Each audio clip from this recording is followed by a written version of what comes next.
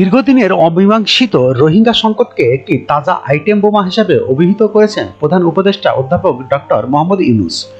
শুক্রবার 4 অক্টোবর রাজধানীর একটি হোটেলে মালয়েশিয়ার প্রধানমন্ত্রী আনোয়ার ইব্রাহিমের সঙ্গে যৌথ সংবাদ সম্মেলনে এক প্রশ্নের জবাবে তিনি একথা বলেন।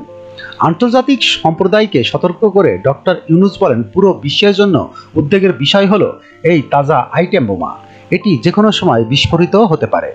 যৌথ প্রচেষ্টার মাধ্যমে রোহিঙ্গা সংকটের দ্রুত ও আন্তর্জাতিক সমাধানের উপর গুরুত্ব আরোপ করে তিনি বলেন, এই সমস্যার সমাধান বাংলাদেশের হাতে নয়, আন্তর্জাতিক সম্প্রদায়ের হাতে।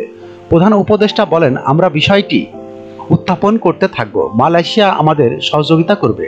আমরা অনির্দিষ্টকালের জন্য অপেক্ষা করতে পারি না। এটি এমন এক বিষয় যা আমাদের যত দ্রুত সম্ভব সমাধান করতে হবে।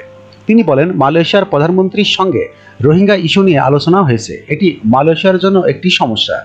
সেখানে অল্প সংখ্যক রোহিঙ্গা রয়েছে। ডক্টর ইউনূস বলেন, এটি বাংলাদেশের একার সমস্যা নয়, মালয়েশিয়ারও সমস্যা। আমাদের এই সমস্যার সমাধান খুঁজে বের করতে হবে এবং আমরা আসিয়ান, মালয়েশিয়া সরকার ও আন্তর্জাতিক সম্প্রদায়ের মাধ্যমে একসঙ্গে কাজ করব।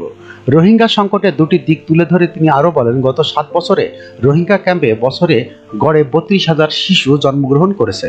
প্রতিদিন প্রায় 400 থেকে 500 রোহিঙ্গা বাংলাদেশে প্রবেশ করছে।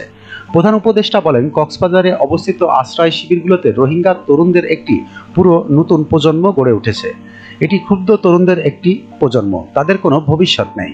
আমি এই উদ্বেগের কথা মালয়েশিয়ার প্রধানমন্ত্রীকে অবহিত করেছি। তিনি বলেন, রোহিঙ্গা সমস্যার একটি আন্তর্জাতিক সমাধান খুঁজতে আসিয়ান ও আন্তর্জাতিক ফোরামের মাধ্যমে বাংলাদেশকে সহায়তা করবে মালয়েশিয়া। সূত্র বাসস।